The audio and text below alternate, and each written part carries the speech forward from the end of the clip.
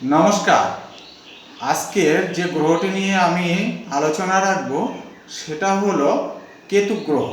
2025 সালের 15ই এপ্রিল মঙ্গলবার কেতু গ্রহ কী ফল দিতে চলেছে এই গ্রহ নিয়ে আপনাদের কাছে আমি কিছু আলোচনা রাখছি।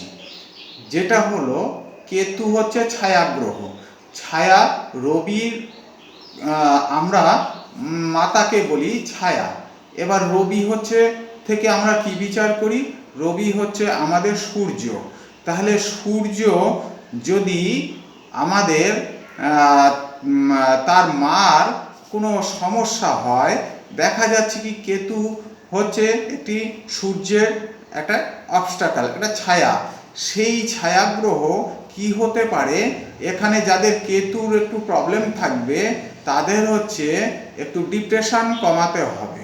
ডিপ্রেশন কমালে কি হবে? তাদের ভালো হবে। তাদের একটু দেখা যাচ্ছে কি সানস্ট্রোক বা বেশি ডিপ্রেশন করলে কি হতে পারে, যেমন রোদে ঘোরাঘুরি করলে, অযথা কিছু ইনভেস্ট করা, এই সবগুলো যদি বেশি টেনশন করে তার শারীরিক দিক থেকে একটা প্রবলেম দেখা দিতে পারে। তখন এই আমাদের জ্যোতিষশাস্ত্রের কিছু পরামর্শ নেওয়া অবশ্যই প্রয়োজন। কারণ জ্যোতিষশাস্ত্র আপনাকে কিছু করতে পারুক আর না পারুক, আপনাকে পথ দেখাতে পারে। হ্যাঁ, এইবার এই গাইডলাইন আপনারা যদি একটু মেনে চলেন তাহলে কি হবে? শরীরটা সুস্থ হতে পারে। কোনো কিছু তো অযথা ইনভেস্ট করে দেখা যাচ্ছে কি সেখানে আপনার ডিপ্রেশনটা বেড়ে গেল, আপনার অযথা ঘোরাঘুরি হলো। সেইখানে আপনাদের কি করতে হবে? তখন স্থির হয়ে, যাকে বলে একটা ধ্যান সাধনা, এই সাধনার মাধ্যমে আপনাদেরকে একটু সুস্থ থাকতে হবে।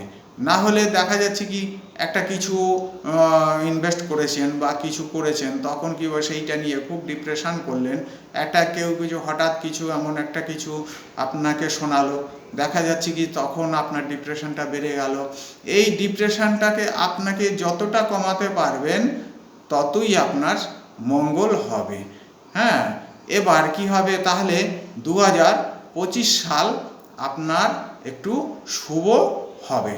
শুভ আর অশুভ যদি হয়ে যায় তাহলে এইটা নিয়ে বেশি বাড়াবাড়ি করলে আপনাদের এই যাকে বলে আপনার এপ্রিল মাস, এই এপ্রিল মাসটা আপনার পক্ষে শুভ অশুভ দুটোই হতে পারে।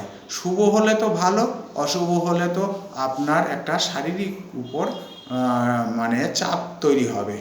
এবার ফাটকা ইনভেস্ট করা, ফাটকা কিছু ডিপ্রেশনে যাওয়া, অধিক ডিপ্রেশন না করা, এই দিক থেকে আপনাকে অনেকটা সচেতন হতে হবে।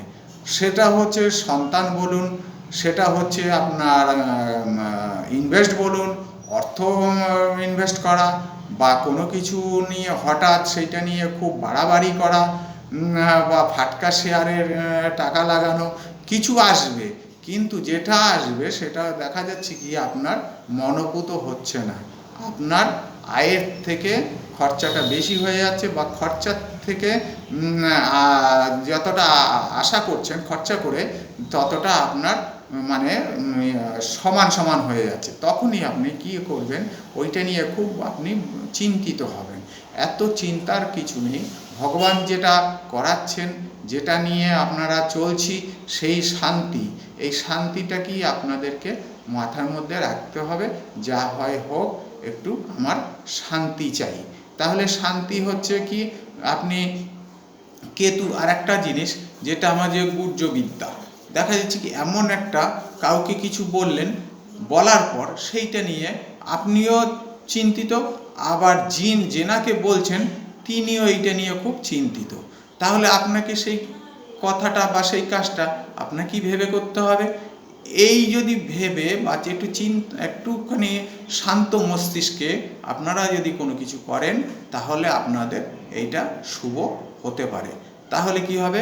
আপনার একটা স্থিতিশীল একটা শান্ত আপনি নিজেও শান্ত থাকবেন এবং শান্ত পরিবেশের মধ্যে আপনি কাটাতে পারবেন।